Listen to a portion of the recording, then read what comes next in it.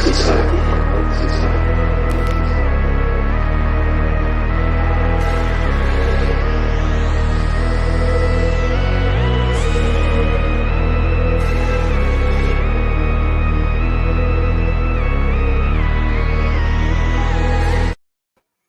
what's going on? Welcome to Move Fast, Lift Heavy podcast. This is co-host Joe Roscoe. Thanks for tuning in. If you're new to the podcast, please, if you like the pod, rate, subscribe, leave a comment, tell your friends, help us spread the word about Move Fast, Lift Heavy podcast.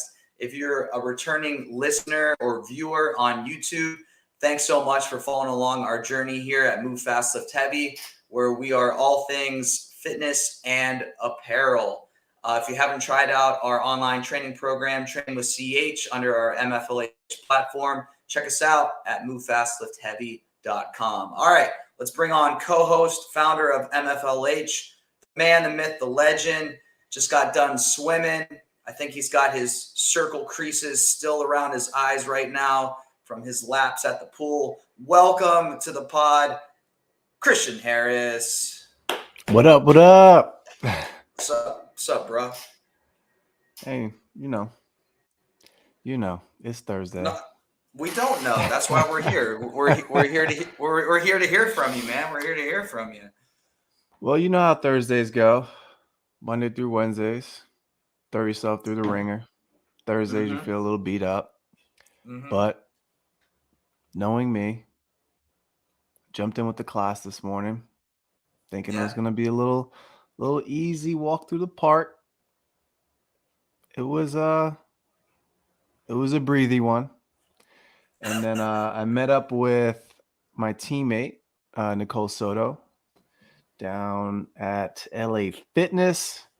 Got some more fitness in on the aquatic side of things. Did you get a pump? Were you guys pumping? No, we got to be here. No time for pumping today. So you were swimming. All right. Yeah, we got some swimming in. First time in the pool since I guess everything went down last year with the team. So it's kind of popping my cherry again in the water. Okay. Well, that's one way to put it. There you have it. All right. Well, today's episode I'm really excited about. It's our first panel setup, if you will, where we have multiple guests that will be on the show with us all at one time. All of these guests are adaptive athletes in the sport of CrossFit, and we really are excited about just getting an insight from them about their experience as athletes and what it takes to be an adaptive athlete and the hills, if you will, that you have to kind of go over to see how you can make this sport your own and their own. And I'm excited to see how this evolves as the years go on and their thoughts about it. So I'm just going to bring them on with us, CH. We're going to intro them, get to know where they're from, where they're calling in, and just get this thing rolling. What do you say? Yeah, let's do it. I mean, these are some of the most inspirational people that you will have the chance to see if you guys ever do get a chance to see them competing, whether at your local affiliate or, at the CrossFit Games or a competition like Wadapalooza. I mean, it's to me, it's absolutely incredible what these athletes are able to do. So let's bring them on. I'm excited to chat. All right, here we go. We're going to bring them on one at a time. Boom, boom, boom. There's another. All right. Okay, so we got, for right now, I'm going to do this. There we go. That's better. Right now, Chris. What's up, Chris? How you doing? What's up, man? I'm doing good. Thanks for joining us. Where are you calling in from? I am from Springfield, Illinois. Been doing CrossFit for about 8 years. 16 when I became adaptive, and then just kind of it's been still kind of new to me. It's pretty cool. I'm at right now, but yeah, 49, did master stuff. Here we are doing adaptive. All right, cool. Thanks for calling in. Let's get to our next person here. We got Sam. How you doing, Sam? Doing great. Where are you calling in from? I'm from Belleville, Illinois. I'm just east of St. Louis, Missouri. Cool. How long you been doing CrossFit? So I started CrossFit in February of 2010. So I've been doing it for a little bit. As an adaptive athlete, that has been in the last 13 months. Okay. All right. So we'll get back to that. I want to hear more about that for sure. Marcus, welcome to the pod, man. Where are you calling in from? What's going on, everybody? Marcus from Lake Worth, South Florida. Awesome. When did you start CrossFit? Oh, man. So started doing CrossFit when I was in the military back in like 07, actually. But was like just taking like workouts off like main site and doing them. Had like no coaching. Got injured in 2010 while in Afghanistan and like got back on the CrossFit train probably like 2014. So been doing it as an adaptive athlete going on 8 years now. Awesome. Let's see here. Sydney, welcome to the pod. Hi. Where are you calling in? Where are you calling in from? From Portland, Maine. All right, love Portland, Maine. Spent a summer up there, beautiful. Maybe there's a little bit more snow, not as much sun as when I was there. But Yeah. how long have you doing? How long have you been doing CrossFit? Since 2017, so just about 5 years. Awesome. All right, cool. Looking forward to meeting you and hearing more from you in just a second. Omar, you can unmute for me. You can say what's up. Hey, there you go. What's up, How you Rob? doing, Omar? Good, man. I'm from sunny Queens, New York, about 30 minutes from CH in the HQ. So Yeah. I was in the Right. Navy, picked up 2009 when I picked up CrossFit, and then I've been competing in the adaptive division since 2016. Okay, cool. All right, nice. And then last but not least, we got Brandon. You can unmute Brandon over here. Say what's up. What's up? Hey, Brandon, where are you calling in from? I'm from Russellville, Arkansas, little small town. Okay, and how long you been doing CrossFit? 6 years as of yesterday, actually. All right, nice. Happy anniversary. Yeah, happy anniversary. I'm gonna unmute everyone on my own doing here. Let's see. There we go. CH, you can unmute here. My first question, Christian, I'll let you get to the second, but my first question is when you were walking into a CrossFit gym, how did you end up there? First off, did someone invite you, or what was your individual journey like of saying like, I'm interested in doing this, I want to do this? Maybe you saw another adaptive athlete, and then once you got to the gym, was it just trial by error, or did you feel like your coaches were equipped enough to help you along with that journey? Let's start. Anyone want to start us off? I'll leave this one as an open forum. Don't be shy now. I mean, I can get started. I think I probably have the most unique perspective on that one. So for me, so I started CrossFit as a very undersized guy who wanted to do special operations in the military. And at the time, CrossFit was this very underground thing. And my recruiter was just like, hey, there's this thing called CrossFit. Our guys that are doing it are having more success than those that aren't. And that's what got me into the gym in the first place. Fortunately enough for me, I never really stopped in that pursuit, even as my injury had gotten to the point where my amputation was elective. I chose my amputation, and that happened August 26th of 2020.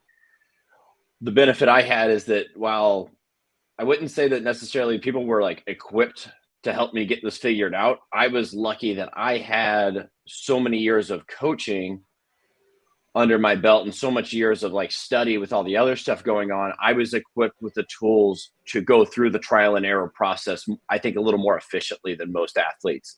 in the situation of, oh shit, I'm an amputee.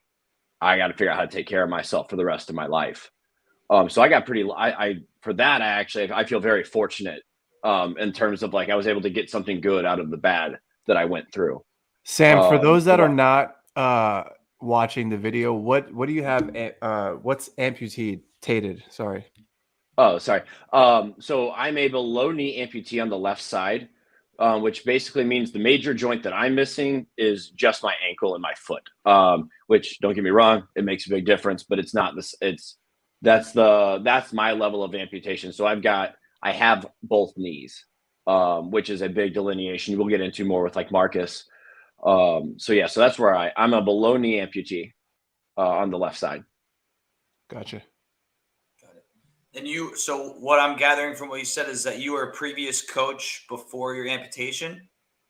Yep. Yeah, I've been. Okay, so then I'm going on almost a decade of coaching as a profession. Cool. Okay, awesome. Then you're an awesome asset to the community for sure. Let's circle back around to that. Let's circle back around to that. Anyone else have maybe a unique or a story of how they got into this that would be beneficial to either us as a community that isn't as informed, or maybe a relatable story to other people that are going through this right now? Just let me know. Sydney? Sure. So I have cerebral palsy, so it's a condition I've had my whole life. So I haven't known any differently. And I found CrossFit in 2017. Basically just tired of like going to the local YMCA and not really knowing how to work out efficiently or effectively to help my quality of life. And so a gym opened up right down the road from my house, and my husband and I joined. And it's been a lot of trial and error to figure out what movements work. There are a lot of movements that I thought in the beginning weren't possible, and I kind of wrote them off. And now I'm coming back around to them because of CrossFit, because of adaptive being in the competitive space. Now that's pushing me to kind of see that there are things that I once thought I wasn't capable of that I'm now capable of. And so it kind of started as I'm tired of going to the Y and not really knowing what I'm doing, to now, where I'm getting, really, really great coaching. Yeah. What was one of the movements, I'm curious, that you maybe looked at the very beginning and said, no way can I do this? And now here you are, working towards that movement. Snatching. So a lot of the, more dynamic lifts, things that require a lot of coordination, like double unders. I got my first double under in July. Things like that. Nice. Anybody else? I think we should stay on this topic. I love hearing about this first experience. So I'll jump right in. I jumped in. Omar, yeah.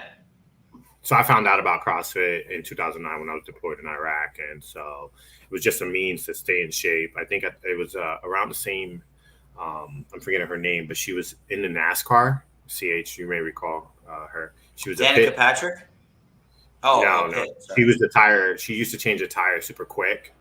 And so she kind of founded that base, or that gym in that base. And so when she left many years, or a year after I got there, it was still there. So I just got thrown in with the Air Force guys, being a Navy guy, and just try to keep up.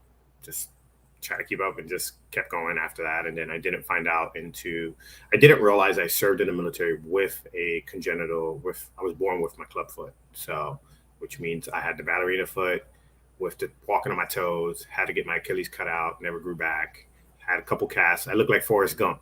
For anybody that can't watch the video, that's a great vision right there. I had the cast with the braces, should still be wearing it and rocking it at 36, but I've kind of become a little bit stubborn, as most adaptive athletes are. We become stubborn and try to figure out ways to be without all the extra tools and function accordingly. Yeah, I definitely want to get back into that. Just the mental fortitude that all of you have in this. Brandon, Marcus Chris would love to hear about your first time going into the gym. I can go. Yeah. Well, I actually started because Marcus and Derek, I can't pronounce his last name, but Wida. Anyway, watched them.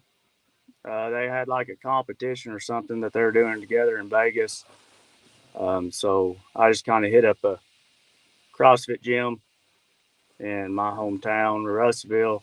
Walked in, and a few coaches were like, "Well, we don't know, about this." But one guy hopped up and he's like, "Man, I'm excited. Let's do this." So I started in, but I really didn't know, other than those two going against each other, about there was anything of the caliber of Wadapalooza and stuff like that. So that's just kind of how I got started. Nice. Marcus? Yeah, so I started dabbling in CrossFit back in like '07. Like Omar was deployed, and I was working with special forces, and they were doing, like I said, they were doing like main site workouts. Like, so we're doing like 50-50s, Fran, all like that stuff. And I thought it was stupid as hell, honestly. Like, I was suffering, man. Like, we would do like regular bodybuilding in the morning and then go back in the afternoon and do CrossFit, and it was like stupid. But I realized, like, as far as being able to maneuver my own body weight, like, I was a dog handler, so I had my kit, my gear, my dog, and I'd be doing stuff like climbing over walls, getting to compounds and stuff. And I found, like, you know what, like, bench pressing is good, squatting is good, but like being able to pull myself up over the wall, just made a world of difference. So dabbled in it from about 07, 08 to about 2010. When I was in Afghanistan, I got injured while on patrol, and like Stan was saying, I have amputation also on my left side above the knee, so that means I'm missing my left knee, my left ankle, toes, and everything. So kind of went back to just doing like good old LA Fitness Goals gym, getting a pump, and was loving it. And what happened was I was in school for physical therapy assistant, and one of my classmates was like, "Hey man, it's this awesome gym, crazy train CrossFit. The owners, one's a special needs teacher, and one is a firefighter, and they love to have you like come in, drop in." And I dropped in, and I was like, "Yo, this is it! Like the adrenaline, the push of like suffering kind of again, not having to be at like LA Fitness or Goals and like hope that like my gym partner would show up was like all I needed." So just got into it, man, and started getting introduced to other athletes. Got introduced to like Steph Cameron, who was one of the first adaptive athletes at Wadapalooza, and started like the whole inaugural like adaptive at Wadapalooza. So got introduced to her and a whole bunch of other people, and just got like hooked to it, man.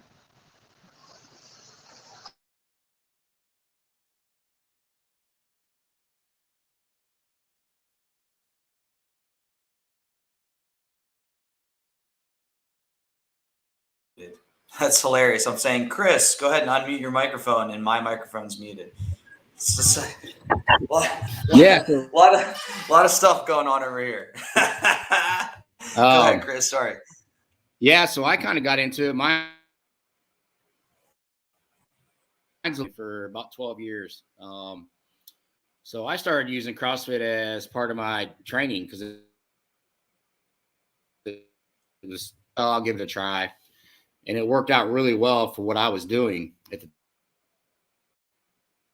time. My career was over. I ended up opening a CrossFit gym in 2013, I believe. Started coaching, been doing that since 2013. And then I found out I had a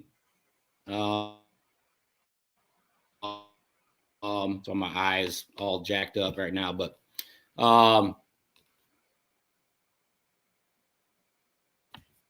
Chris, I'm gonna have you exit the link and then come back in. Your Wi-Fi is a little choppy right now on hearing you. Okay. How about CH? Can you come in real quick?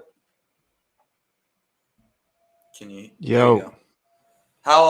How's things on my end? You hear me okay? Everything's cool? Yeah, I think everyone is fine. I think Chris just had a little bit of a choppy. All right. I just want to make sure that was the only person that I was experiencing that with. before I get on to my next, I have like tons.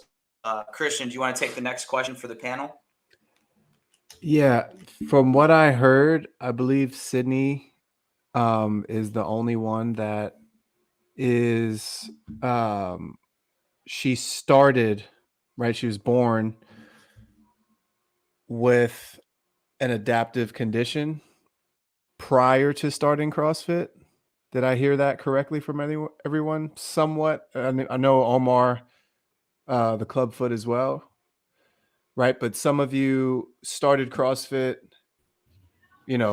non-adaptive, and then had to transition to that adaptive side of things. Like, what mentally, like how was that for you guys? I guess you could start with Sam. Yeah. Yeah. So to be honest, for me, it was, for lack of a better word, real fucking exciting. So I started CrossFit in 2010. The injury that led to my amputation was 2011. I got hurt and developed a nerve condition called complex regional pain syndrome, which eventually deteriorated to the point that the solution was to get rid of it. And so that entire time I'd done all that learning and done all that work, but it had always been dealing with an issue. So I'd put about a decade's worth of work in, and I basically ended up restarting at zero without all the pain. And, everybody always talks about, like, oh man, I wish I'd have known this in the beginning. I wish I'd have started this then, or I wish somebody would have give me this cue 2 years ago. I got to do that. That's how I saw it. I got to start back at zero with all the information, all the knowledge, all the tactile stuff that I knew. And I got to put that into play now. What would happen if somebody started with day one with all that information? And so for me, it was a very exciting proposition. I was getting out of pain. I got to really put all my, as a 10-year coach, I'm sure all the other coaches in here relate to this. Like you develop your own philosophies and you develop your own concepts. And like, this is, man, my ideal athlete would do this. I got to test all of that. I got to test everything from what I believed on home life, nutrition, training, how to go about it, how to start somebody in the CrossFit space. Because that's the biggest thing you do as a CrossFit coach is you get people day one. You don't usually get to have every athlete, especially me being near a military base. I get a lot of people on their day one of CrossFit and then don't see them again after a year or so. So like I spend a lot of time with that. So it was really cool for me to get to, again, run the playbook exactly how I'd want it run. And I know it's being run that way because I'm the one doing it. And it's my responsibility and it's my account. And I get to take accountability for all this stuff. And I get to be responsible for my progress. And it was really cool to me. I know not everybody is as fortunate as I am to find themselves like, oh, cool. Amputation was like the coolest thing that's ever happened to me. It was a solution for me. It wasn't for me, it was a solution. So for me, it was a very exciting thing because I got to start fresh without pain. Awesome. Thank you for that, Sam. Anyone else? So just to kind of expound on what Sam said, I think like Sam being elected into someone like myself who was traumatic, myself, Brandon, or kind of forced amputations to kind of save our lives. The challenge became not so much a challenge, but it was a challenge, but it was a fun challenge. So like I had years of like I said like old bodybuilding type lifting and working out.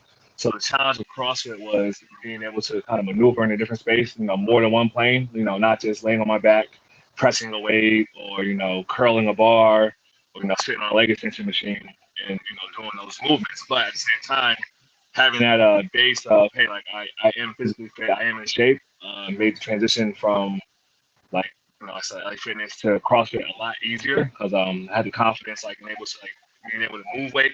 Now, obviously, I take a step back because power cleaning, snatching, lifting off the ground with good form, goes a long way. So I can remember I started doing cleans off of like 245s on the ground, bringing the range of motion towards myself, making it shorter. And over time, I was like, well, you know, if I want to be competitive, I want to be taken seriously. Like I gotta be able to pull this weight off the ground. I gotta be able to do the movements that they are prescribed, like on the in the workout or whatever. So not so much a challenge. Or I shouldn't say not so much like it was a challenge, but it was like one I was invited and one I was excited about. You know, and every time something was accomplished, you know, it was like I was, you know, conquering and doing good things. So that's just my experience. I was like, you know, going from someone that had both legs for 24 years to, you know, being an amputee and having to adjust to that. But yeah.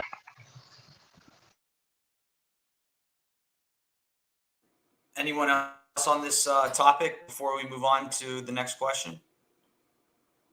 Yeah, I'll go. I mean, mine is more neuromuscular. So for me, it was ended up being blind too in my right eye, deaf in my right ear. So for me, it was the hardest adjustment was be upside down or how to jump on a box again. Just the little stuff, the nuances, right? It's like, or, you know, doing handstand push-ups was a little difficult. So for me, it just took some time to get used to that and still struggle a little bit with those. But most of us can, and I'm sure all of us can, I mean, our bodies are pretty smart. So 6-7 months to kind of relearn everything. And we still, things keep coming up, but for the most part, you know how to do it, or you just don't. Yeah. You know, like we want to relearn it and we want to do it. We want to be able to show everybody where how it worked out for me. Cool. Thanks. Omar, I'd like to hear about your experience as someone that's been around this game for a bit.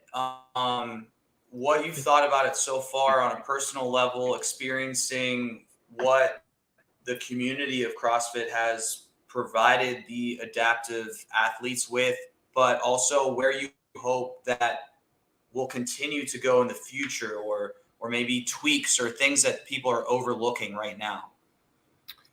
So for sure, I think so I'll take a step back. So as I was in the military and I was trying to do a different job in the service in the Navy, that's when I found out about my incapacity or impairment. I dislike using the word handicap, and I think most of the guys and Sydney will agree, because it's not, we aren't disabled. We may move at a slower pace when we walk. We may not be able to do certain things at a full range of motion, but we do it to where it is safe for each and every single one of us. So then moving forward, as I was transitioning out, you know, different nonprofit organizations that CH was helping, and I always give him thanks for that. He was helping raising money to either basically feed vets or help us with physical fitness programs across the U.S. That's how I got a little bit more inclusive and part of the adaptive community leading up into the work in Wounded Games back in like 2015, 2016. Because I never thought I fit in the space of the adaptive division, or never thought that I was an adaptive athlete, because I was always trained and told by my dads. I was raised by two dads that, hey, you want to skateboard, figure it out. You want to rollerblade, figure it out. You want to snowboard, launch yourself down the mountain, figure it out. So it wasn't, I can't. It was like, all right, well, definitely can't move in that type of frame. So how do I do this? And so even today, as I progressed through my journey into the community, you know, me and Marcus, we go back a couple years and we've competed against each other. And for the most part, Marcus can attest, like if he beats me in a workout or I beat him in a workout, we're still laughing at each other or cheering each other on and encouraging each other on, or, hey, let me spot him and wait till he does a lift just in case I need to help him bail or grab something to make sure that he's safe. So I think our division and our community, for the most part, is about that. Like, yes, sure, that moment that 3, 2, 1 goes, we're all like any other athlete out there, we're going to go balls to the wall, so to speak. But at the same time, we're very hyper aware of each other, and making sure that if we need to stop because of an injury, we stop, because it's more important. Yes, we showcase for the future generations, hey, you have a space where you can compete in, whether it's CrossFit, Paralympics, or anything, but more importantly, that you're there for each other. And I think that's the big differentiator between the able-bodied division and our community. And it's probably because we're so much smaller that we're just a tight-knit group. Like the boys, me, Marcus, Sam, and I, and Brandon, like we've gotten probably close since Marcus started with the idea of running a team back in October to Wodapalooza to be the first adaptive team. And, you know, he kept it quiet, rightfully so, to be the first team of 3 guys throwing down in Miami. So it's been quite a fruitful journey, and I hope that we are able to like keep growing it, and that HQ kind of realizes like, oh snaps, like these guys are here to play, because we're already recognized by a different competition that hosts 11 workouts in 3 or 4 days for adaptive athletes. So we're throwing down the same amount of workouts that an individual athlete at the CrossFit Games will do. We just don't do it at a bigger, higher visibility, noble CrossFit Games level at the moment. You said Marcus, who's on your team at Wodapalooza? Marcus? So originally I asked Sam and Omar. No, I'm sorry. Originally I asked Omar and Brandon to be on my team. And Omar was like, I'm not sure. I got some stuff going on, you know, just in case. So he volunteered Sam, who I had come across. So all these guys we kind of met on social media to begin with. So I knew of Sam, I knew of Brandon, I knew of Omar. Me and Omar had competed down at Bacon Beat Down earlier last summer. So the goal was like, hey, let's go to Wodapalooza. I did scaled individual back in 2018 by myself, and like it was awesome. Not out there like to get like applause and like, oh, look at me, but like, hey, like I'm doing the same work that the guy with 2 legs is doing and 2 arms is doing. I'm just missing a leg. It might take me a little bit longer. I might not win every WOD, but you know, trying to bring forth like, hey, like take us seriously. We put the work in. We're training, you know, 2 hours, 3 hours a day. You know, trying to hone our craft, trying to be the best athletes we can be. So I figured, like, it sucks individually sometimes, so why not like get a team and have them suck with me? So, you know, they stepped up to the ball, and we had a great time last month, man. It was awesome. But to caveat on that, Marcus, and I think Sam even responded back to a young lady, like after the rope climb at Bayfront, I think it was, by the water, right? And after my event as an individual, I would go over there with you guys as spouses and family and just yell my face off. One of the ladies came up to either Sam or yourself after the event, and you guys were like putting in the work on the rope climb. And this lady, I guess her mom had just lost her leg, and she straight up told Sam and you guys like, yo, like I can go back to my mom, and it gives me chills. I can go back to my mom and tell her you could do CrossFit. Look, these guys did X, Y, Z. And so that inspired, which I think was ultimately the goal, that inspired folks to be like, yo, I suffered this life injury. That doesn't mean I have to be bedridden into a bed or a couch. Let me get in a wheelchair. Let me get in a stroller, whatever it is, and just start moving around. So I think that you guys need to pat yourself on the back for that. I think mission accomplished, so to speak, not to be cheesy, but yeah, that was my biggest takeaway for the weekend. No, I mean, yeah, just to echo that, by the time I left Miami, I had messages in an Instagram from 4 separate countries, athletes in 4 separate countries that saw what happened and was just like, they're trying to express this impact that me going out and doing sandbag cleans, looking at a freaking cruise ship did for them. And it was a cool, just a wild like thing to get to kind of soak up. And, you know, like the initial response is like, you know, you want to deflect that, you know, or, you know, oh no, I'm just doing this. And the reality is I don't get to determine my value to someone else. You know, what I did and that value is theirs. And I'm not, you know, and it was just such a cool thing to know that like me just doing something that I enjoy. You know, like Wodapalooza was my first time in a CrossFit competition floor since 2016. I had done it a ton and it had been taken away from me. So for me, it was a return to action. It was actually the first time I had ever been in a scaled division. And it was like this, but like, it was so cool, like to know that we're just kind of going out doing our thing. And like, exactly like what Omar is saying, it's like, you know, we got stopped all weekend, you know, and that's what we were hoping for. You know, we wanted to bring eyes to that adaptive division and maybe provide a little bit more perspective, because I think that's probably one of the hardest things that the adaptive athletes have to deal with is perspective. Like, for example, I'll take it up to the highest level of CrossFit. how many people talk shit on the first heat at the CrossFit Games? Like, oh, how are they even there? Yada yada. I was like, and then you're like sitting there like, oh, you mean these guys that have proven that they're fitter than almost every single human on earth? Yeah. So you realize how fit you have to be the worst athlete at the CrossFit Games? Like, it's ridiculous. So, but the opposite direction is, so whenever somebody watches Marcus, Brandon, and I maybe throw down against each other, they're like, oh, cool. And it kind of tickles their feel good. And they're like, man, that's so good. And, maybe we get some stories like that. But as an athlete, they don't really get they don't get the athlete vibe. They get the feel good vibe. So us going out into the able-bodied division, we were like, okay, so my thought was like, we get to meet them at the perspective they understand. Brandon, Marcus, and I are doing this exact same workout, no special anything. There was not a single consideration taken for us the entire weekend, which is what we wanted. But they got to see us go out and throw down next to their buddy, and they know exactly how fit their buddy is. And one of the big comments that I was getting from people was like, I didn't understand the actual athletic level. I thought it was cool, but I didn't understand like you were that fit. Oh, y'all fit. We're throwing. Yeah. It's kind of like that. It's like, oh shit, like you guys are doing more than just trying real good. It was cool. So we opened a lot of eyes to athletes. And that's what I think all of us really want. We just, in the end, we want the experience to be the same as every other athlete. Yeah. So speaking about like experience and things like that. Sorry, Brandon, you could go. Sorry, I didn't mean to cut off.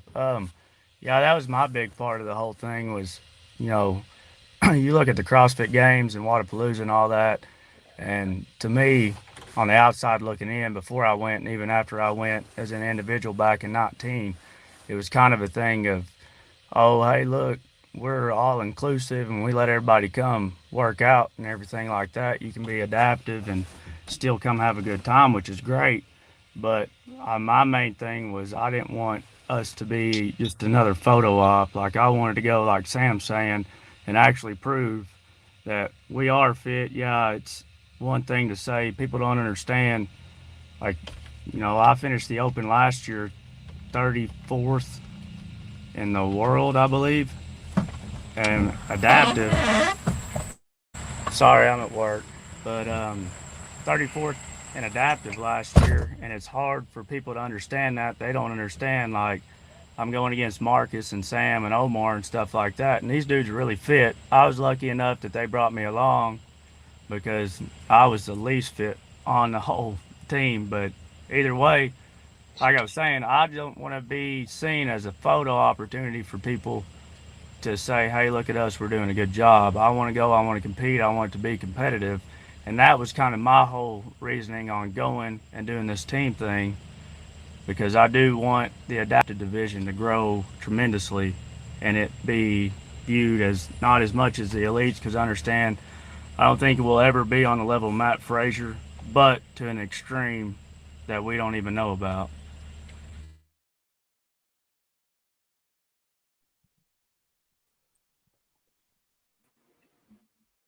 Yeah, I think that's great insight. And what I want to kind of get into here is maybe you guys can like shed some light on us, right? Because I want to be better in helping to, serve the adaptive athletes from a coaching, from an affiliate standpoint, from a programming standpoint. Like, what are some struggles that you guys face on a day-to-day basis that maybe some people are they're just totally unaware of, like certain etiquettes or things that could be, making things more inconvenient for you guys, or, whatever the case may be. Maybe Sydney, maybe you could start with that one. Yeah, I'll take this one. I think through this journey, I've internalized a lot when it comes to CrossFit movement standards. And I've put a lot of pressure on myself to make movements look as close to textbook CrossFit as possible. And the reality is that's just like an impossible task because of the way that I move. So to give you an example, like when I'm doing a push press, the barbell is going to go around my face because I'm posture forward. And so I've internalized that and said, well, I'm not doing a push press correctly because the barbell is going around my face. Well, if it doesn't go around my face, I'm going to smack myself in the face, right?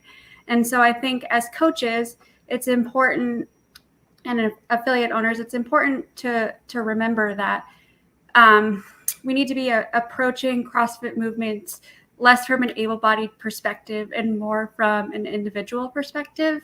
And I think there's a lot of work to be done in the CrossFit space with this, and particularly in neuro, where you have over 400, neuromuscular diseases. Like, we need to be individualizing these standards better.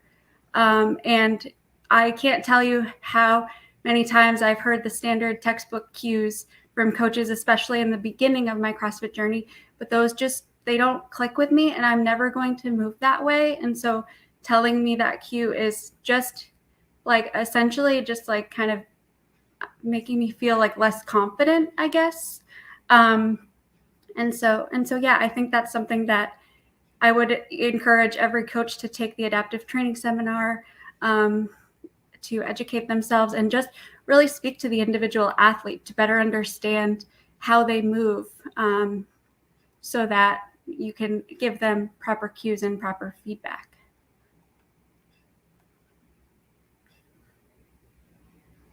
That's great. Anyone else have, like, on that topic of, as a coach myself, the best cue is the cue that works. So do you guys have any feedback on that as well, where maybe there's coaches out there that have adaptive athletes and they are new to working with them? Is there any insight you all could provide on just successfully coaching an adaptive athlete? Maybe Sam or anyone else that has this experience.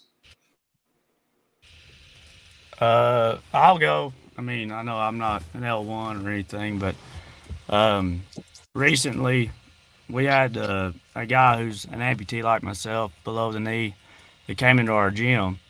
And for me, that was kind of an eye-opening experience about how different it is, no matter if we're the same amputee, stump level and everything, how different it is.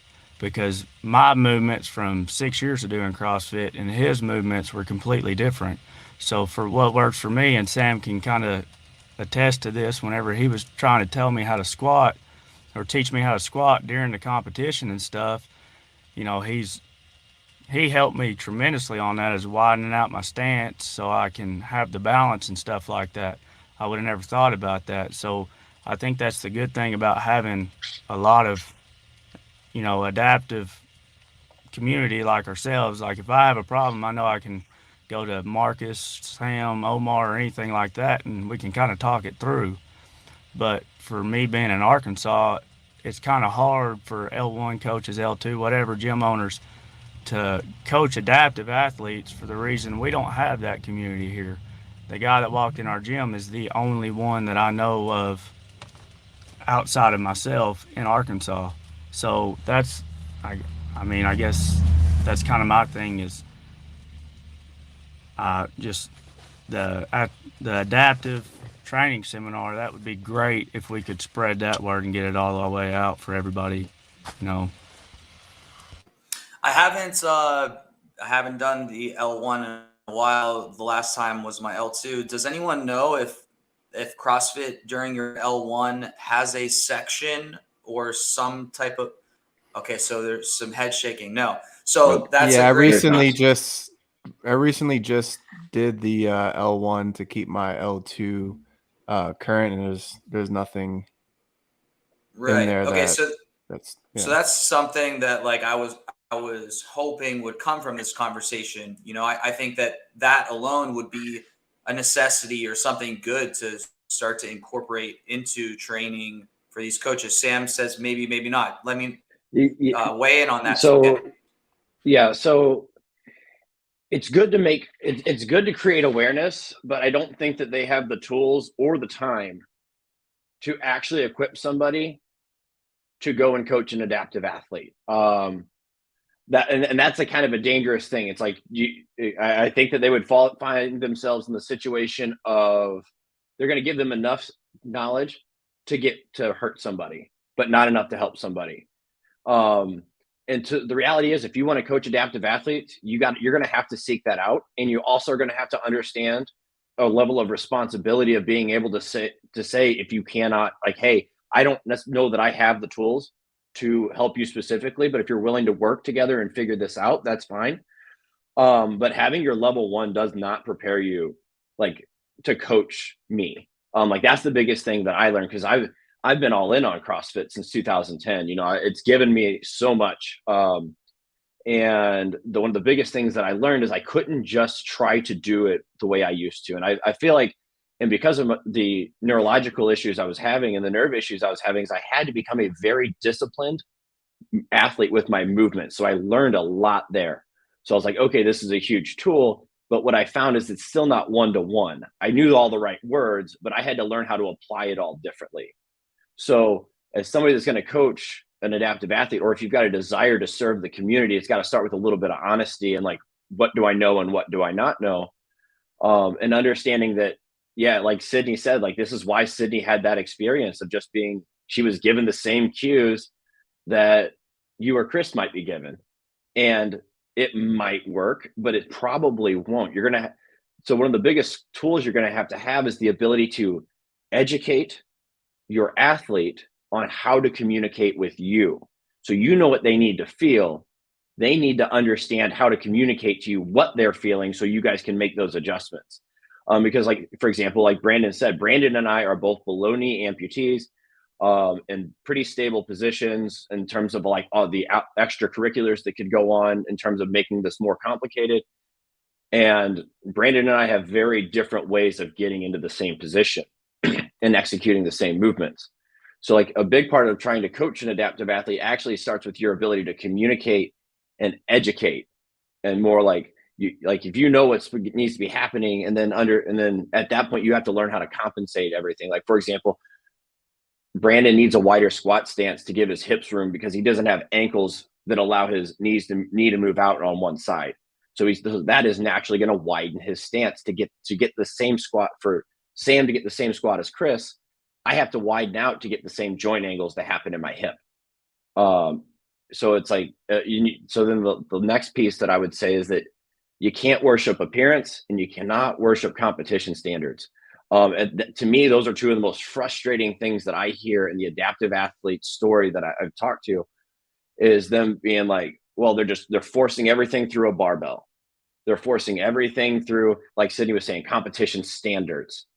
The reality is if a bar path for Sydney is a problem because she's going to hit herself in the face because she's got that forward lean, well, maybe the understanding needs to be, well, maybe the dumbbell is what we need to be pressing, not the barbell, and we can get just as fit.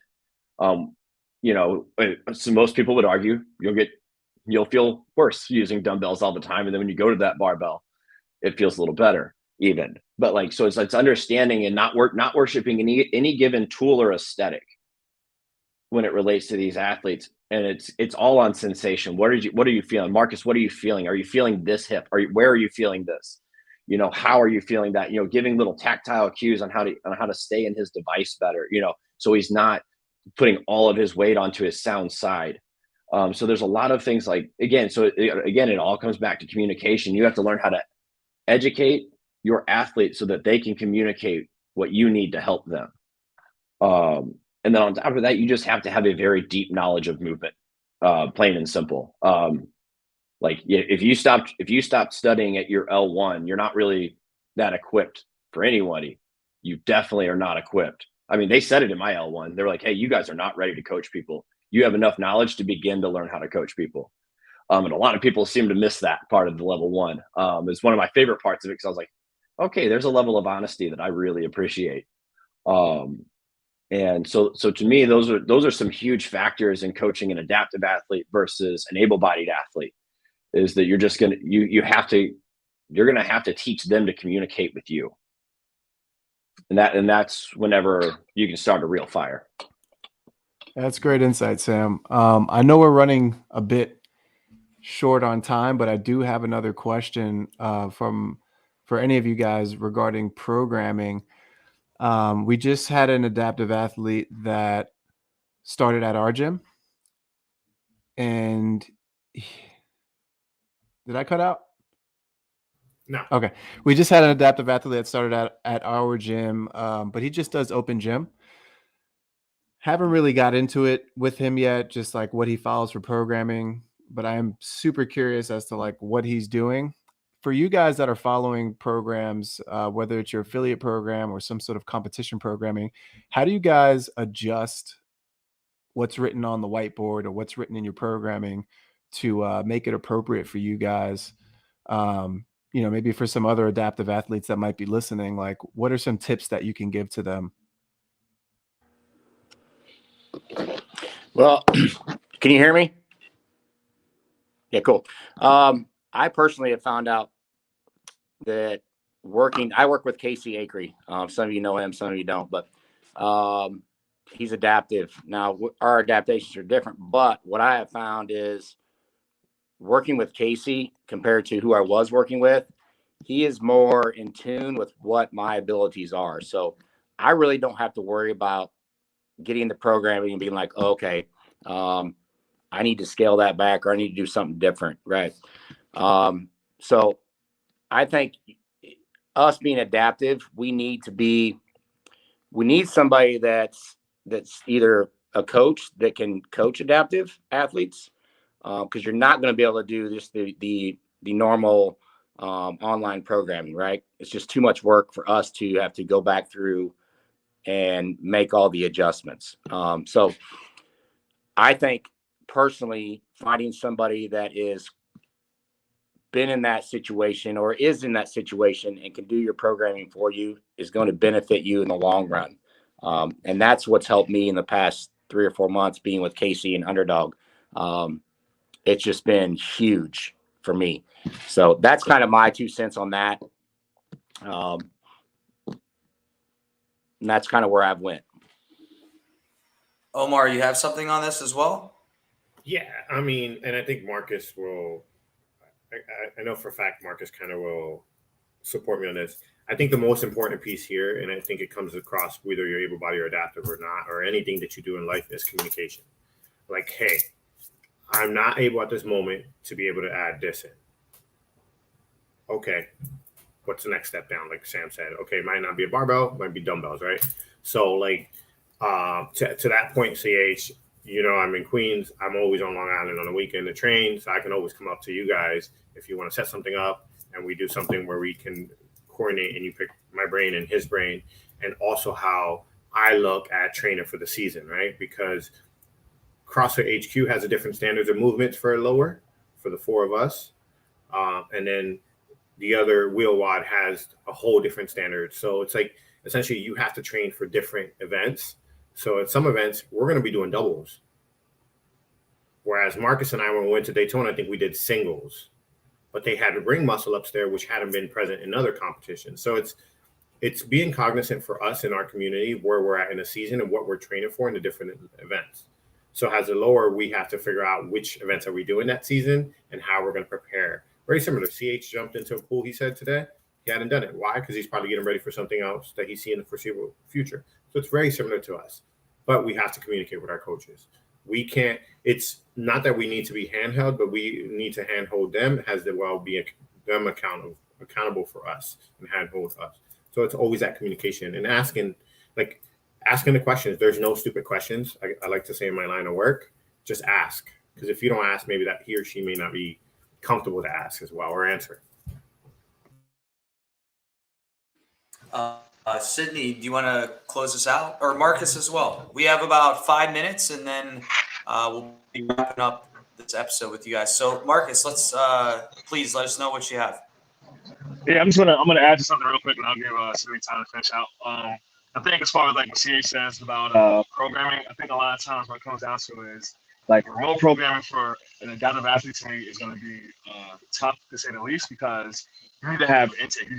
What that athlete's disability, if I'm going to say disability or impairment is, the skill level they're at. So if they are a beginner, if they've been doing it for a long time. And then, like, what's the goal? Like, are you competing so you can be on the stage on Lollapalooza, so you can be in the open, or are you just doing it for a lifestyle thing? You're doing it because you just want to be healthy, you want to look good. So, obviously, the whiteboard is here or there because it's all dictated on the adaptive athlete. Now you're an able-bodied athlete that's just joining a program, underdog, train with CH, Conquer, whatever. They probably can just get on there and say, okay, well, no, I'm not doing 135, so I'm just going to do 195, or they can scale the weight. But when it comes to adaptive athlete, I think you have to really be more intricate with who you're programming for and who you're getting your programming from. You just can't go and look at the programming that anyone's doing and do it, because that's set. A lot of those programs are set for able-bodied athletes and not for scaled adaptive athletes. And they have to kind of be tweaked to accommodate each athlete. So Underdog has brought an adaptive coach on to kind of help head that. And I think that's what it takes. It's like a village in order to build like a unique adaptive program through any platform. It's going to have more than one coach, right? Because I can coach for, or I can program for a lower extremity. Stan can program for a lower extremity, but I don't know what Sydney's feeling as a athlete with cerebral palsy. I don't know what Chris is feeling, with visual impairment or whatever. So like, you need to have a village of athletes and coaches in order to get legit programming. And that's what I would say on like that aspect of like, the whiteboard and how you're going to program for an adaptive athlete. All right, nice, thanks, Sydney. Yeah, so real quick, just if you're an adaptive athlete kind of getting started in the CrossFit space, it's going to sound a little nerdy, but I literally made a spreadsheet in the beginning of like all the standard CrossFit movements, and then would list out my adaptations to those movements. And then I would ask the coaches ahead of time, hey, can you give me like a couple days worth of programming or maybe a week? And that's not because I'm going to cherry pick the workouts, because I'm always going to show up no matter what it is. Snatches are my least favorite, but I'm always going to show up on snatch day. And I just, revisit that spreadsheet every couple of months. And we might be, jumping to a 6-inch box today. And, a couple of weeks from now, it might be 8 or 12. And just kind of keep that up to date. And, you kind of learn. And now I don't even refer to it, but just in the beginning, it was really helpful to kind of visualize and plan ahead. And that's not to say I walk in the door and the coach expects that I know what I'm going to do. There's obviously a dialogue that has to happen, and the coach needs to ensure that I'm getting the correct stimulus. But I think those kinds of little administrative things can be pretty helpful in the beginning. And then also when it comes to standards, just really quick, I think it's also really important, especially if you're trying to be competitive, to kind of throw standards a little bit out the window, and always be training above, beyond, and across standards, because I do really feel like in the adaptive space, you never know what to expect. And you have to be, I know in CrossFit, you have to be prepared for anything and everything, but I think that's especially true for adaptive athletes. Nice. Thanks, Sydney. That's awesome. Thanks, everyone. That's all the time we have for the panel today. But I hope that this helps everyone that's listening or watching on our YouTube channel to continue this conversation forward. Before you all go, please, in our private chat on here, go ahead and put your Instagram handles so we can tag you in our posts about this episode coming out on all podcast platforms. Right now, you can see it on YouTube, youtube.com/Move Fast Lift Heavy. But we'll also be putting this out on Apple, Spotify, anywhere you listen to your podcast. So thanks again to the 6 of you that joined us. We'll be in touch, and yeah, can't thank you enough. Thank you guys for your time. Thank you. Thank you. All right, CH, there it was. Awesome group of people there, and really excited to keep this conversation going at MFLH. Yeah, I think that was a great conversation. I definitely picked up a lot, and I'm excited to kind of learn a little bit more about it as time goes on, and maybe try to find ways that we can incorporate it into our platform. Yeah, I'm definitely. This inspired me to definitely get in touch with these 6 again and see how we can start making a difference on our end as well. All right, man. Until the next one, I'll see you. All right, bro. All right, everyone. That was Move Fast Lift Heavy podcast. Thanks again for tuning in. I'm Joe Roscoe with Christian Harris, founder of MFLH. If you want to check us out for apparel and fitness training, you can do so at movefastlift.com. See you later.